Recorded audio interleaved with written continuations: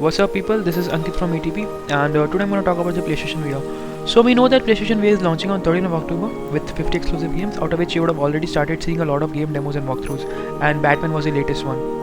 Now the question is it worth it to have a PlayStation VR if you're in India? And I would answer by saying that it depends on you.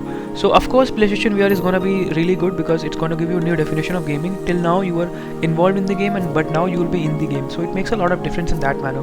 But coming to the price factor, it will cost you around 40,000 rupees, which is almost as equal as a PS4 console itself. Back to the game title. So as I've already mentioned that there will be 50 exclusive games coming for PSVR, but you'll have to keep one thing in your mind very clearly, that all these 50 games are not going to be AAA. This 50 will include AAA, indie, as well as some of the animations and movies which will be having a VR experience. Now let's talk about the game length. So the game length is not going to be very long. So do not expect it to be a vast open world games, because PSVR is not about how long the game is, it's about the experience what you're going to have.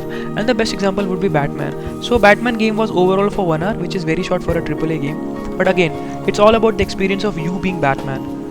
Coming back to the same question again, is it worth it to have a PlayStation VR in India? And I would say I would be happy to spend 20 to 25,000 rupees for a VR, but 40,000 rupees is way out of the league. Another thing are the games. The games are not going to be any cheaper either.